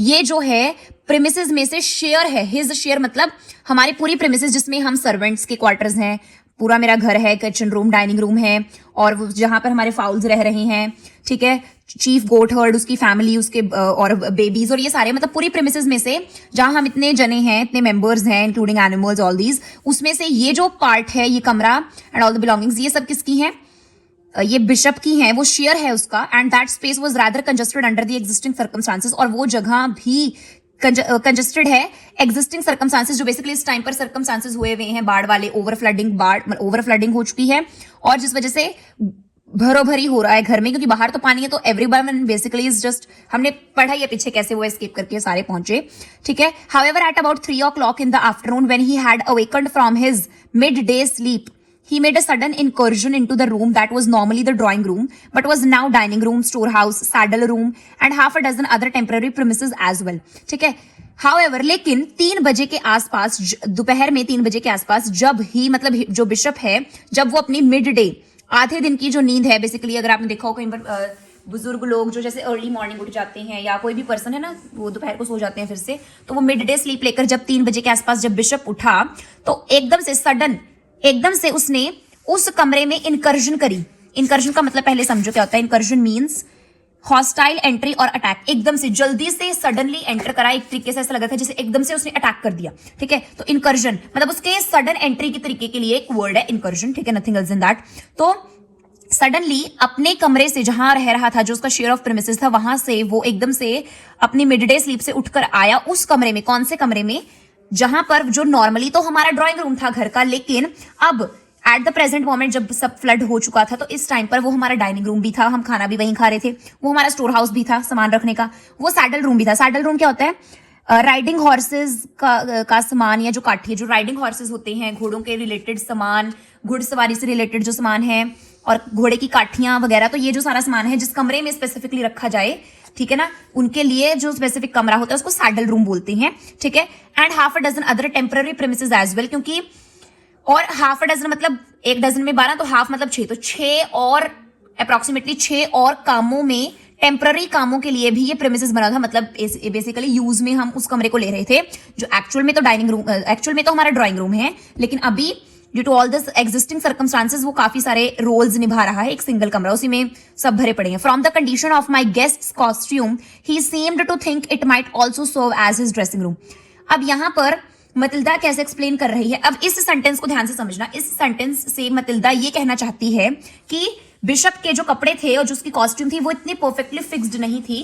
बेसिकली उसका ध्यान ही नहीं था कि मेरे कपड़े किस तरीके से हैं। कई बार क्या होता है, we are wearing some clothes, costume है वो प्रॉपरली फिक्स्ड नहीं होती, कोई ठीक है ना, अच्छे से फिक्स्ड नहीं है। या कई बार होता है जैसे हम कहीं से एकदम सोफा से, चेयर से उठ के जाए तो उठ के हम क्या करते हैं, कपड़े फिक्स करते हैं, क्योंकि व्हेन वी आर सिटिंग कपड़े डिफरेंट तरीके से होंगे, खड़े होंगे तो उनको सेटल डाउन करते हैं, देन वी मूव, है ना, ऐसा ही है, ठीक है। तो अब यहां से इस सेंटेंस को ध्यान से समझना कि ये जो कमरा है पहले से ही इतने सारे रोल्स ये निभा रहा है। देखो हमने यहाँ पे इस लाइन में पढ़ लिए। अब जो मेरे गेस्ट की जो कॉस्ट्यूम की हालत है, उसकी कॉस्ट्यूम की हालत को देखकर, कंडीशन को देखकर मुझे ऐसा लगता है कि मेरा गेस्ट यानी कि बिशप ऑफ बिक्वेयर ये सोच रहा है कि शायद ये जो मेरा जिस कमरे में वो एकदम से सडनली इनकर्स हुआ है, ये कमरा अब उसके लिए ड्रेसिंग रूम का काम भी करेगा।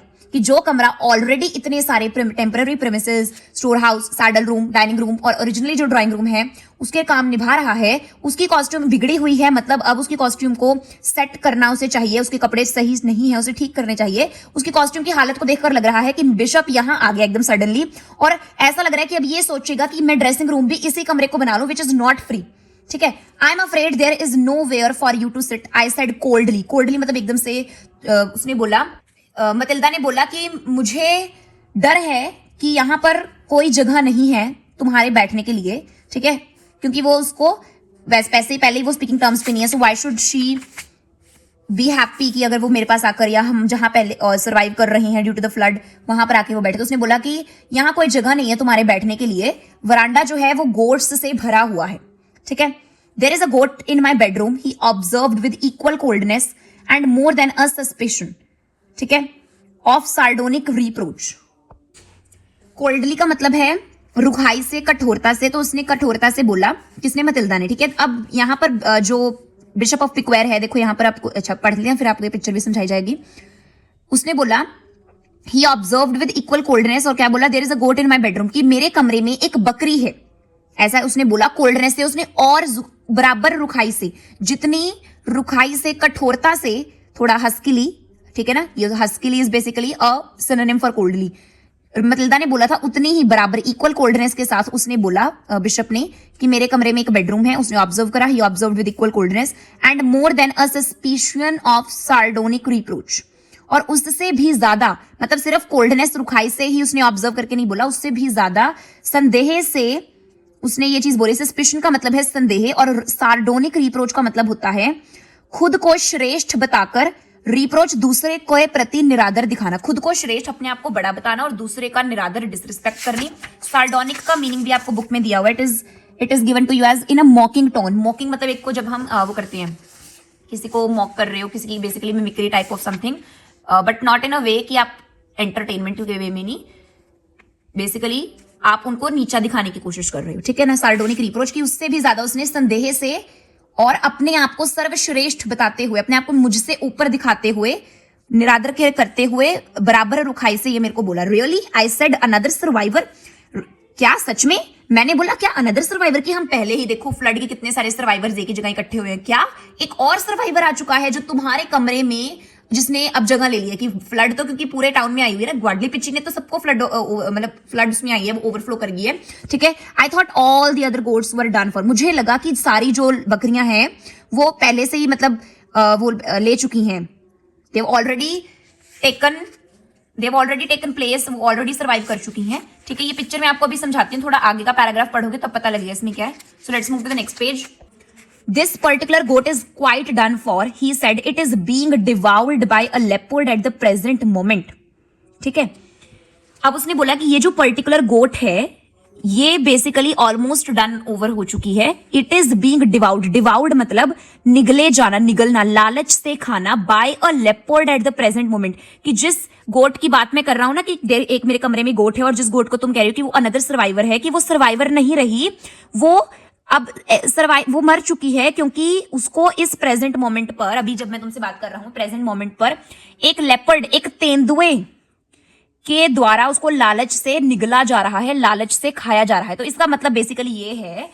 अब यहां पर आप देखो आयरनी इन द सिचुएशन, आप यहां पर देखो ध्यान से, मतलब कहने का मतलब देखो, हमने पहले क्या पढ़ा था स्टार्टिंग में, ह्यूमर स्टोरी है, और ह्यूमर थोड़ा आ भी रहा है ना, ध्यान से समझो। उसने ये नहीं बोला बिशप ऑफ विक्वेयर ने कि मेरे कमरे में एक लेपर्ड है, लेपर्ड से हम डर जाएंगे और गोट से हम नहीं डरेंगे। अगर आप देखो जनरली मेजॉरिटी, ठीक है, हम तेंदुए को देखेंगे तो हम उससे डर जाएंगे, चलो ठीक है, आप में से बहुत सारे होंगे जो कहेंगे हम नहीं डरेंगे, but majority of you including me, I will also be afraid of the leopard but not of the goat, ठीक है।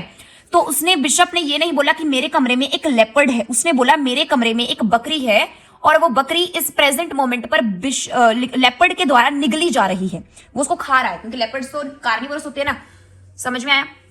अब देखो आगे क्या है। That is why I left the room. Some animals resent being watched while they are eating. इस वजह से मैंने कमरे को छोड़ दिया, क्योंकि कुछ एनिमल्स जो हैं, resent मतलब वो अवॉइड करते हैं कि जब हम खा रहे हैं तो हमें कोई देखे ना। उसने ऐसा बोला कि कुछ एनिमल्स पसंद नहीं करते कि जब हम खा रहे हैं हमें कोई देखे ना, इस वजह से मैंने वो कमरा छोड़ दिया और मैं यहां आ चुका हूं।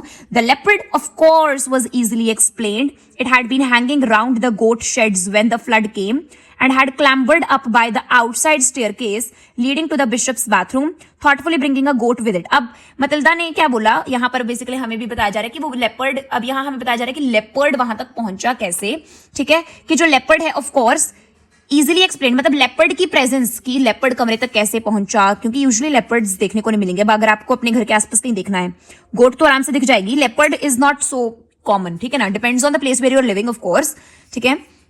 तो लेपर्ड ऑफ कोर्स वगैरह इजीली एक्सप्लेन करी जा सकती है लेपर्ड की प्रेजेंस वहां पर। It had been hanging round the goat sheds, जिस समय बाढ़ आई तो वो हैंगिंग राउंड मतलब बेसिकली घूम रहा था, या बेसिकली प्रेजेंट था गोट शेड्स के आसपास, ठीक है, जहां गोट शेड्स थे उसके आसपास वो लेपर्ड जो था वो घूम रहा था। और अब जिस समय, अब वो कैसे हमारे उसके बिशप के कमरे तक पहुंचा, he had clambered up by, clambered up मतलब बेसिकली एक तरीके का चलना है, ठीक है, तो बेसिकली टाइप ऑफ वॉकिंग। तो उसने जो लेपर्ड जो है वो बाहर की पौड़ियों से, स्टेयरकेस मतलब पौड़ियां, ठीक है, तो बाहर की तरफ से जो स्टेयर्स हैं, जो स्टेयर्स बाहर से बिशप के बाथरूम में खुलती हैं, लीडिंग टू मतलब उसके बाथरूम की तरफ खुलती हैं, जो जिस कमरे में वो रह रहा है ना बिशप, तो उसका जो बाथरूम है उसकी तरफ वो स्टेयरकेस आती है, घर के बाहर से, आउटसाइड से उस बाथरूम तक।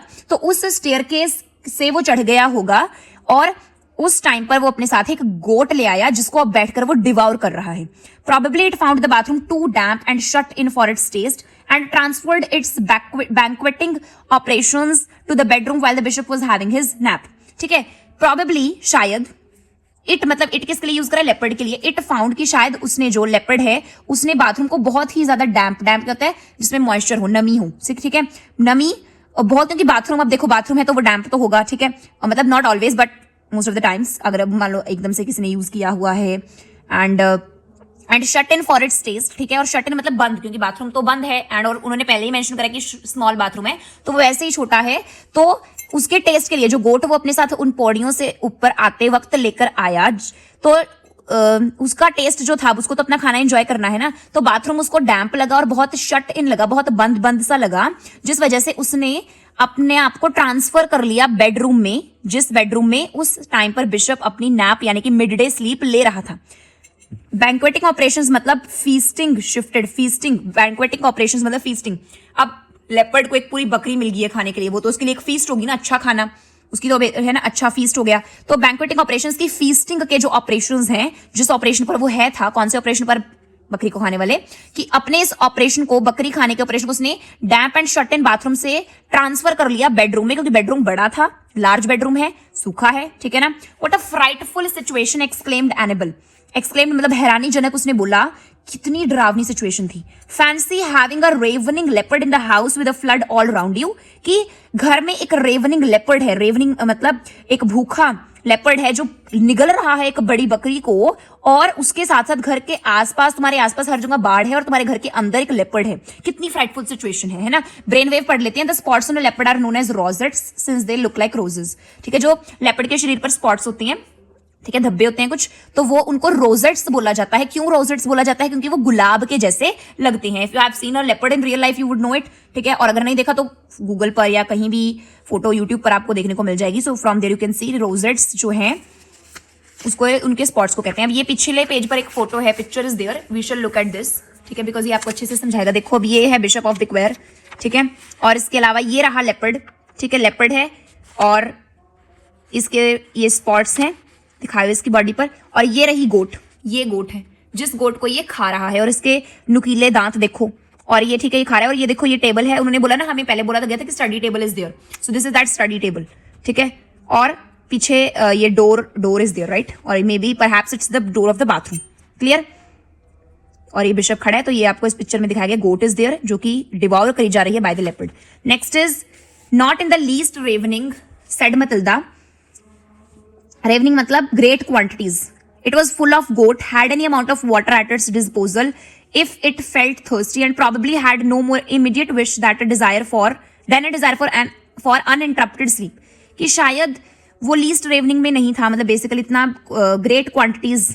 उसने बोला कि जो लेपर्ड था ना वो ज्यादा भी रेवनिंग नहीं था, ठीक है, it was not in the least ravening, वो पहले ही गोट से फुल था, भरा हुआ था, पूरी गोट खा रहा है, ठीक है, और उसके पास डिस्पोजल के लिए अगर उसको जरूरत थी, अगर उसको थर्स्ट प्यास लगती तो उसके लिए पानी भी था, क्योंकि उन्होंने बोला बाथरूम में there was enough cold water jars, और उसके अलावा देखो आसपास फ्लड है तो पानी तो है ही। और प्रोबेबली उस दौरान उसकी इमीडिएट मतलब एट द पॉइंट उसकी कोई विशेस नहीं थी, लेकिन उसकी क्या एक इच्छा थी, डिजायर थी कि अब उसको एक अनइंटरप्टेड स्लीप मिल जाए। भरपेट खाना खा लिया, पानी की जरूरत है वो उसके पास अवेलेबल है, अब उसे और क्या चाहिए होगा, उसे तो एक अनइंटरप्टेड स्लीप चाहिए। बिकॉज अगर आपने देखा हो, it could have happened with a lot of you as well, भरपेट खाना खाने के बाद बहुत सारे होते हैं जिनको नींद आ जाती है, ठीक है। Still, I think anyone will admit that it was an embarrassing predicament to have your only available guest room occupied by a leopard, the veranda choked up with goats and babies and wet hens, and a bishop with whom you were scarcely on speaking terms planted down in your only sitting area. ठीक है, लेकिन still फिर भी मुझे लगता है कि कोई भी अगर मेरी इस कंडीशन को मतलब उस समय देख रहा होता, या अगर अभी मैं तुम्हें सुना रही हूँ, कोई भी है वो इस बात से एडमिट करेगा, इस बात को एडमिट करेगा, मतलब मान जाएगा, एग्री कर जाएगा कि ये मेरे लिए जो उस दौरान हुआ मेरे साथ, ये एक एम्बैरेसिंग प्रेडिकमेंट है मेरे लिए। कि क्या एम्बैरेसिंग सिचुएशन है कि तुम्हारा जो अकेला इकलौता गेस्ट रूम था वो एक लेपर्ड ने ऑक्यूपाई कर लिया, वहां पर आकर एक लेपर्ड बैठ चुका है, अब वो बकरी खा रहा है, उसके बाद उसको सोने की इच्छा है। वरांडा जो है चोक्ड अप है गोट्स के साथ और बेबीज के साथ और वेट हेन्स के साथ। वरांडा जो है चोक्ड अप मतलब भरा हुआ है बकरियों के साथ, बच्चों के साथ और गीली मुर्गियों के साथ। और एक बिशप है तुम्हारे घर पर आया हुआ, और उस बिशप के साथ तुम स्कार्सली, शायद ही तुम कोई बात कर रहे हो, स्पीकिंग टर्म्स पर बहुत बेयरली हो, है ना, और वो जो है आकर बैठ गया, प्लांटेड डाउन। यहां पर इस प्लांटेड डाउन फ्रेज का मतलब समझो, टू सिट डाउन इनफॉर्मली, कि प्लांटेड डाउन, अब वो अपने कमरे से, गेस्ट रूम से उठकर, क्योंकि वहां लेपर्ड है, उठकर उस जगह पर आ गया है जहां तुम बैठे हो। और प्लांटेड डाउन का मतलब होता है इनफॉर्मली बैठना, कि उसको बैठने का ढंग भी नहीं है, तो इनफॉर्मल तरीके से आके वो मेरे पास बैठा। तो ये मेरे लिए बहुत एम्बैरेसिंग सिचुएशन थी। लाइन आगे कंटिन्यू, वहां चलते हैं। In your only sitting room और तुम्हारे इकलौते सिटिंग रूम में आकर बिशप इनफॉर्मली बैठ गया है, प्लांट हो चुका है। ठीक है। और यहां पर पिछले पेज पर एक वर्ड है प्रेडिकामेंट, उसका मतलब होता है स्थिति। एम्बैरेसिंग प्रेडिकामेंट लिखा हुआ है ना, तो मतलब एम्बैरेसिंग स्थिति, एम्बैरेसिंग दशा, सिचुएशन। ठीक है, आगे चलते हैं। I really don't know how I got through those crawling hours, and of course meal times only made matters worse. मुझे सच में नहीं पता कि उन क्रॉलिंग आवर्स से मैं कैसे गुजरी। क्रॉलिंग आवर्स मतलब स्लोली पासिंग टाइम, की सब इतना एम्बैरेसिंग सिचुएशन मेरे लिए हुई भी है, उसने एक्सप्लेन कर ही दिया है, इतना डिफिकल्ट सिचुएशन हो रही है, एम्बैरेसिंग है जो। ठीक है, और क्रॉलिंग आवर्स, और जो समय बहुत स्लो पास कर रहा है। ठीक है, क्रॉलिंग आवर्स उसको बोला गया जब घंटे बहुत आराम से बीत रही हूँ, स्लोली पासिंग टाइम। ठीक है ना, and of course meal times ही वो समय था जो सिचुएशन को, मैटर को और बुरा बना देता था, कि जब खाने का वक्त होता था तो सिचुएशन और बुरी हो जाती थी। The emergency cook had every excuse for sending in watery soup and sloppy rice, and as neither the chief Gotthard nor his wife were expert divers, the cellar could not be reached. ठीक है, तो जो emergency cook था, उसने पहले से बोला है, इसने पहले बोला था कि वो करीज में परफेक्ट नहीं है, लेकिन मुझे लगता है वो कुछ भी बना नहीं पाएगा, कि उसकी बस की बात ही नहीं है, इमरजेंसी कुक के बस की बात ही नहीं है कि वो कुकिंग का कोई काम कर सके, कुक करना ही नहीं आता उसको। और इमरजेंसी कुक हमको मील टाइम्स में क्या सर्व करता था? वाटरी सूप, बहुत ही ज्यादा पानी वाला सूप, एंड स्लॉपी राइस, मतलब uncooked, poorly cooked rice basically. और ये चीज हमको सर्व करने का उसके पास हर पॉसिबल एक्सक्यूज होता था, मतलब कोई ना कोई बहाना होता ही था कि क्यों सूप में पानी ज्यादा है, स्लॉपी राइस क्यों है, स्लॉपी राइस। ठीक है, poorly cooked rice basically, sloppy का मतलब है पुअरली कुक्ड। और ना ही चीफ गॉटहर्ड, ना ही उसकी वाइफ एक्सपर्ट डाइवर्स थे। डाइवर्स समझे, तो डाइविंग जो करते हैं। और इस वजह से सिलार जो था वहां तक हम नहीं पहुंच सकते थे। Fortunately the Guadalipitchi subsides as rapidly as it rises, and just before dawn the syce came splashing back with the ponies only fetlock deep in water. अच्छा, एक मेरे से little mistake that happened from me. मैंने आपको बोला था कुछ time पहले कि ग्वाडलीपिची जितनी जल्दी वो करती है, राइज करती है, उतनी जल्दी वो सबसाइड भी हो जाती है। तो वो पॉइंट यहां है इस लाइन में। आई don't know if I know I have told you earlier. ठीक है, सो एट दैट टाइम अगर आपके मन में सवाल आया कि ये मैम ने अपने आप से ही खुद से बात बोली, ऐसा नहीं है। It was mentioned in the chapter but I forgot the order, कहां थी मेंशन्ड, तो मैंने आपको पहले चीज बता दी, but nothing is from my side, it is written in the book only. ठीक है, तो ये चीज यहां पर मेंशन है। पहले जो मैंने बोला था उस टाइम पर टेक्स्ट में मेंशन नहीं था, but I said it and it was correct, so no need to worry about that. Fortunately जो ग्वाडली, अब ये क्या कहती है फॉर्चुनेटली, मतलब अच्छी बात ये है कि जो ग्वाडलीपिची रिवर है सबसाइड हो जाती है, यानी कि जितनी जल्दी वो राइज करती है उतनी जल्दी वो थोड़ी अपनी नॉर्मल स्टेट में आ जाती है। एंड जस्ट बिफोर डॉन, और डॉन से ही पहले, जस्ट बिफोर मतलब उससे कुछ टाइम पहले, डॉन क्या होता है? मॉर्निंग। तो सुबह होने से पहले ही जो साइज था, यानी कि जो घोड़ों का रखवाला था, जैसे गोट हर्ड्स होते हैं गोट्स के लिए, तो घोड़ों के लिए, ठीक है, घोड़ों के लिए होता है, तो ये जो है स्प्लैशिंग बैक, मतलब पानी में छप छप छप छप करते हुआ ये वापस आया। और उसके साथ क्या था? With the ponies only fetlock deep in water. Fetlock क्या होता है, ध्यान से समझना। फेटलॉक का मतलब हॉर्स की हुफ होती है। ठीक है, हॉर्स के पैरों का एक मतलब बेसिकली पार्ट है हुफ, और उस हुफ के ऊपर जो उसके हेयर होते हैं, अगर आप सर्च करोगे फेटलॉक, आपको पिक्चर्स भी मिलेंगी यूट्यूब पर और गूगल पे मिल जाएंगे आराम से। हॉर्स या पोनीज जो होते हैं उनके मतलब उनकी जो लेग्स है, उनका फीट है, उनके जो एक पार्ट होता है हुफ बोलते हैं उसको, HOOF हुफ। ठीक है, उससे ऊपर हेयर जो होते हैं, उस एरिया से ऊपर जो हेयर होते हैं, बॉडी हेयर प्रेजेंट, उसको बोला जाता है फेटलॉक, उसको बोला जाता है फेटलॉक। तो उसने मतलब ये यहां से दर्शाया जा रहा है कि उनके सिर्फ थोड़ा सा पैर नीचे का एरिया ही पानी के अंदर था, बाकी पानी अब बह चुका था। ठीक है, अब रिवर सबसाइड हो चुकी थी। ठीक है, और वो वापस आया। Then there arose some awkwardness from the fact that the bishop wished to leave sooner than the leopard did. अब यहां पर एक ऑकवर्डनेस आई सिचुएशन में। किस बात से ऑकवर्डनेस आई? कि जो बिशप है वो लेपर्ड जितनी जल्दी यहां से एग्जिट कर गया हमारे घर से, क्योंकि अब सुबह हो चुकी है ना, वो पूरा देखो पूरी रात उन्होंने कैसे गुजारी और वो सारा सुबह हो चुकी है ना, before the dawn basically, when the dawn was around the corner, ठीक है। तो लेपर्ड ने जितनी जल्दी हमारा घर छोड़ दिया, वो गेस्ट रूम छोड़ दिया, उससे भी ज्यादा जल्दी बिशप यहां से जाना चाहता था, जो कि अनवांटेड गेस्ट था। And as the latter was ensconced in the midst of the former's personal possessions, there was an obvious difficulty in altering the order of departure, ठीक है। अच्छा यहाँ ये नहीं आएगा, अभी लेपर्ड ने लीव नहीं करा है, ठीक है। अभी मतलब लेपर्ड भी वहां से जाना चाहता है, लेकिन लेपर्ड से भी ज्यादा जल्दी बिशप जाना चाहता है, तो ये इसका मतलब बनेगा। अब यहाँ पर दो वर्ड्स आए हैं, एक है लैटर, एक है फॉर्मर। इसका मतलब समझ लो इस सेंटेंस में, अब क्योंकि ये सेंटेंस आगे कंटिन्यू ही है, तो लैटर मतलब बाद में जिसकी बात करी जाए, और फॉर्मर मतलब जिसकी पहले बात करी जाए। अब यहां मैं आपको थोड़ा सा समझा देती हूं। अगर मैंने कोई सेंटेंस लिखा that Ravi and Ram are good friends, मैंने एक सेंटेंस लिख लिया है, Ravi and Ram are good friends, ठीक है। और आगे मैं कंटिन्यू कर रही हूं, the latter loves coffee but the former loves tea, ठीक है। मैंने बोला the latter loves coffee and the former loves tea. Ravi और राम अच्छे दोस्त हैं, जो लैटर है उसको कॉफी पसंद है और जो फॉर्मर है उसको चाय पसंद है, ऐसा मैंने बोला, ठीक है। अब लैटर का मतलब है जो बाद में बेसिकली है, जिसका नाम बाद में है।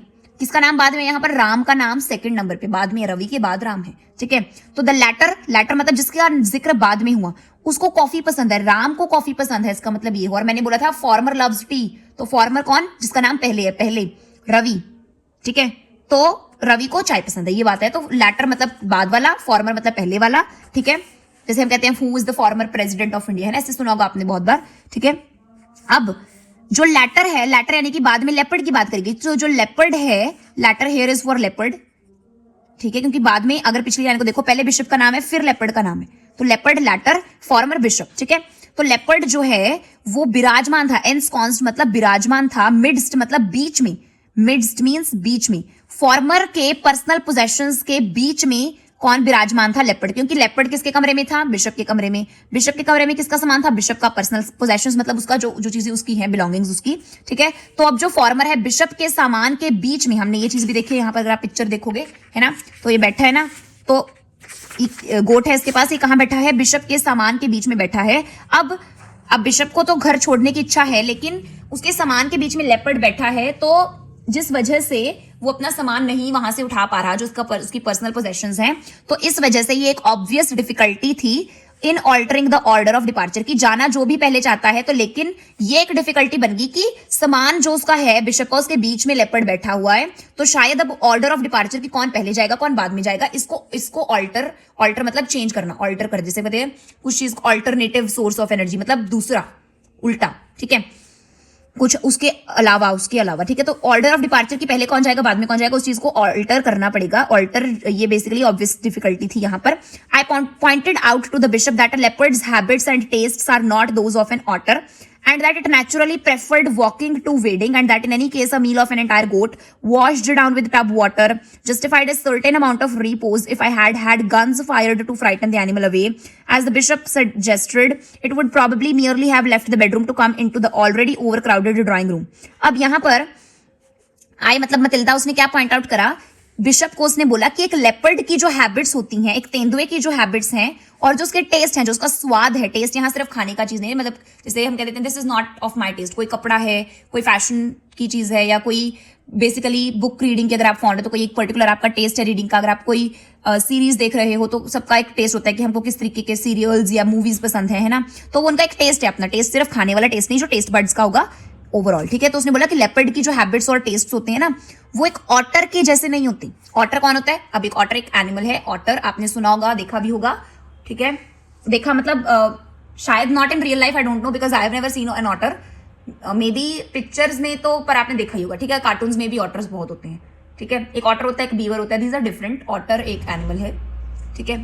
तो क्या बोला जा रहा है कि अब वो मतिल्दा कह रही है कि लेपर्ड की हैबिट्स, उसके टेस्ट ऑटर के जैसे नहीं होते, कि जो लेपर्ड है वो नेचुरली प्रेफर करता है वॉकिंग, कि लेपर्ड अपने जो उसकी है ना लिम्स हैं उसकी, जो उसकी चार पैर हैं, उन पर वो वॉक करना ही प्रेफर करता है, वो उसकी नेचुरल प्रेफरेंस है। लेकिन टू वेडिंग कौन करता है? ऑटर, मतलब बेसिकली कंपैरिजन करा जा रहा है लेपर्ड का ऑटर का, कि उस लेपर्ड तो वॉकिंग ही प्रेफर करेगा और ऑटर की तरह वो वेड करके नहीं जाएगा। ऑटर वेड करता है, अगर आप वीडियो सर्च करो यूट्यूब पे आ जाएगा आपको, you can see otter wedding, ठीक है। And that in any case a meal of an entire goat, और किसी भी केस में जो, अब ये देखो लाइन में बहुत लंबी लाइन है, तो पहले मैं आपको थोड़े पार्ट्स में समझा रही हूँ, फिर एक बार कंबाइन करके भी बताऊंगी, ठीक है। यहां तक समझ में आया, टेस्ट तक। उसके बाद and that in any case, एक पूरी बकरी का मील जो उसके लिए एक फीस्ट थी, washed down with tub water, जो टब में पड़ा हुआ पानी था और इनफ वाटर जो जार्स थे उसके द्वारा उसको वॉश डाउन करा, मतलब मील खा लिया उसके ऊपर से पानी पी लिया, तो वॉश डाउन कर लिया उसको। Justified a certain amount of repose, repose का मतलब है रेस्ट एंड स्लीप, कि अब जिस लेपर्ड ने पूरी एक बकरी खा ली हो और उसके बाद उसने उसको टब वाटर से वॉश कराओ, मतलब इतना ज्यादा पानी पी लिया हो, अब उसके बाद वो ये जो उसका एक बड़ी गोट खाना और फिर इतना सारा पानी पीना ही उसके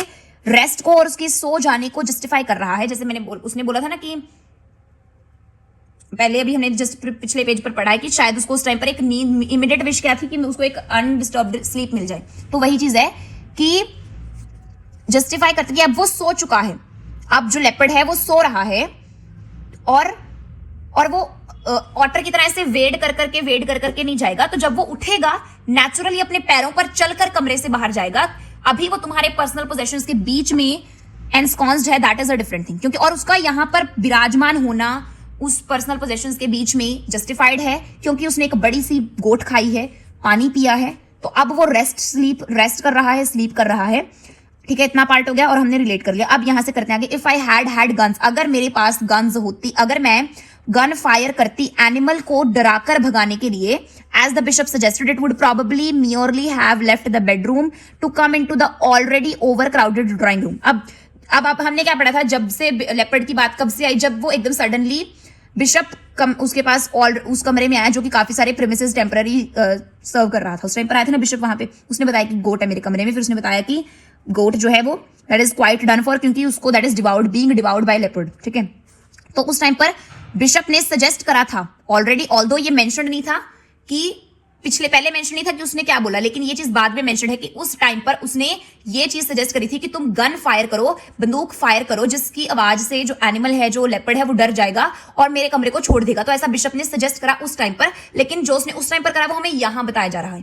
तो मतिल्दा बोल रही है कि अगर मैं गन फायर करती और जानवर यानी कि एनिमल जो लेपर्ड है उसको डराती, जैसे तुमने सजेस्ट करा था कि ऐसा करो और उसको डराओ और कमरे से भगाओ, तो वो जो है प्रोबेबली, मियोरली, शायद, मोस्ट पॉसिबली वो जो लेपर्ड है वो कमरे को छोड़कर, बेडरूम को छोड़कर इस already over crowded drawing room में आ जाता, that is serving dining room, saddle room, half a dozen premises जहां पर वेट हेन्स हैं, जहां पर ऑलरेडी गोट्स भरी हुई हैं वरांडा में, जहां पर अब तुम भी आ गए हो, जहां पर मैं भी हूं, ठीक है ना। तो यहां पर आकर वो, मतलब अगर मैं गन से उसको डराती, गन फायर करके उसको डराती, फ्राइटन करती, तो वो यहां पर आ जाता इस already over crowded drawing room में। All together it was rather a relief when they both left. अब यहां पर उसने एंड कर दिया अपनी स्टोरी का, ठीक है। अब यहां से आगे उसने नहीं बताया कि पहले कौन गया, बाद में कौन गया, लेपर्ड क्या उठकर चला गया या फिर बिशप कैसे गया, बस यहां तक एंड कर दिया कि अगर मैं उसको डराकर भगाती तो वो यहां पर आ जाता, और उसका सोना वहां पर जस्टिफाइड है क्योंकि उसने एक बकरी खा ली है और ऊपर से टब वाटर से उसको वॉश डाउन कर लिया है, और ऑटर नहीं है वो कि वेड करके पानी में तैर कर यहां से चला जाएगा, वो वॉक करता है। लेपर्ड की आदतें, उसके स्वाद, उसके टेस्ट अलग हैं, तो वो उठेगा, जाएगा पर्सनल पोजेशन से और व्हाटएवर जैसा भी होगा। All together it was rather a relief when they both left, और इकट्ठे मेरे मतलब ऑल टुगेदर मतलब जो भी हुआ चलो, लेकिन जब वो दोनों लेपर्ड और बिशप मेरे घर से चले गए, जो कि दोनों ही अनवांटेड गेस्ट थे, ना तो मैं इस भरे हुए एम्बैरेसिंग मोमेंट में लेपर्ड की प्रेजेंस चाहती थी और ना ही मेरे को वैसे ही अनवांटेड गेस्ट बिशप ऑफ विक्वेयर की जरूरत नहीं थी। तो उसने बोला कि जब ही वो दोनों लेफ्ट, दोनों ने घर छोड़ दिया, तो वो मेरे लिए बहुत रिलीफ की बात थी। Now perhaps you can understand my appreciation of a sleepy countryside where things don't happen. और अब शायद, परहैप्स मतलब शायद तुम, यानी कि एनेबल को वो बोल रही है, शायद तुम समझ सको कि क्यों मैं इतना अप्रिशिएट करती हूँ एक स्लीपी कंट्री साइड को। कंट्री साइड मतलब गांव वाली साइड को, स्लीपी मतलब ऐसा नहीं कि वो हमेशा कंट्री साइड में सो ही रही है सारी, नो, स्लीपी मतलब कि सुस्त, कि मैं एक सुस्त कंट्री साइड को क्यों इतना अप्रिशिएट करती हूं जहां पर अक्सर चीजें होती नहीं है, where things do not happen, ठीक है। तो यहाँ पर आपका चैप्टर एंड हो चुका है। स्टार्टिंग कहां से हुई थी? लैंडस्केप से। लैंडस्केप देख रही थी एनेबल और मतिल्दा, उसकी पिक्चर भी आपको चैप्टर में गिवन है, बहुत अच्छे से हमने वो चीज पढ़ी, लैंडस्केप को डिस्क्राइब करा।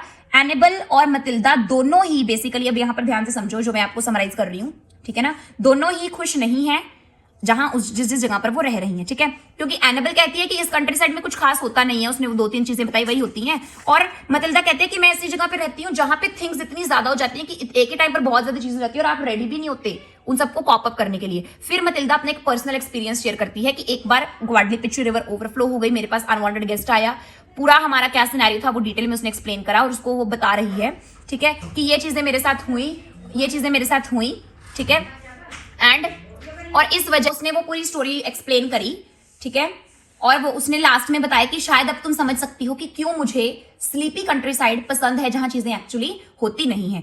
And as it was mentioned की स्टोरी ह्यूमरस है, एंड डेफिनेटली बहुत सारे पॉइंट्स हैं जहां पर ह्यूमर है, ठीक है, and it is written by Saki, तो बहुत अच्छे से हम इसको कर चुके हैं। एक बार new words I will be reading those for you, क्योंकि कुछ हमने पढ़ लिए थे side by side, some are left, we shall have a look at these. First है लैंगुरस, मतलब lazy and without any energy, जो लेजी हो, कोई एनर्जेटिकनेस, कोई एनर्जी ना हो। स्लीपी बेसिकली डिस्कंसर्टिंग, मतलब मेकिंग यू फील वरीड, कोई चीज जो आपको घबरा रही है, कोई चीज जो आपको घबराहट दे रही हो। सर्विस यहाँ पर क्या है? A set of serving bowls, जो यहाँ क्रॉकरी की बात करी गई है। सैंक्टिटी मतलब हॉलीनेस, पवित्रता। मैनूवर मतलब क्लेवर प्लान और एक्शन। साइज, अ पर्सन जो कि घोड़ों की रखवाली करता है उसको साइज बोलते हैं। एनकरेज मतलब शेल्टर, ठीक है, कि उन्होंने सबने वहां शेल्टर लिया था। उसके बाद है बेड रैगल्ड, वेट एंड डर्टी, तो जो मुर्गियां थी वो गीली भी थी और गंदी भी थी। इनकर्शन मतलब हॉस्टाइल एंट्री और अटैक, सडनली, जब वो ये तब यूज हुआ था जब वो बिशप एकदम से एंटर कर गया। सार्डोनिक एक मॉकिंग टोन में। बैंक्वेटिंग मतलब फीस्टिंग, जो उसने फीस्टिंग ऑपरेशन अपना शिफ्ट कर लिया था, ट्रांसफर कर लिया था from the damp and shut in bathroom to the bedroom. किसने? लेपर्ड ने। रेवनिंग मतलब हंग्रीली सीकिंग फूड, तो उसने बोला कि रेवनिंग मतलब हंग्रीली सीकिंग फूड, जो भूखा बंदा, या यहाँ बेसिकली लेपर्ड के लिए यूज करा है, वो एकदम से जो भूखा है, जो खाना चाह रहा है कि मेरे को खाना मिल जाए। फेटलॉक क्या है? Hair above a horse hoof, horse की हुफ के ऊपर जो हेयर होते हैं उसको फेटलॉक बोलते हैं। Ensconced means settled comfortably in a place, तो कंफर्टेबली एक जगह पर सेटल हुए होना। कौन सेटल्ड था? लेपर्ड। कहां पर एंस्कॉन्स्ड था? वो कहां सेटल्ड था comfortably? In between, in the midst of the possessions of bishop of Bickwell. Repose मतलब रेस्ट एंड स्लीप, ठीक है, खाना खाने के बाद एक पूरी goat, and washing down it with the tub of water, ठीक है, टब वाटर के साथ, तो वो पूरा रेस्ट एंड स्लीप कर रहा था। About the author is also done, ठीक है, तो थोड़े से क्वेश्चंस डिस्कस कर लेते हैं, ठीक है। कंसोलिडेट पार्ट है, answer and check. First question is A1, answer this questions. First question, why did Matilda have a problem when the bishop of Bickwell turned up at her place?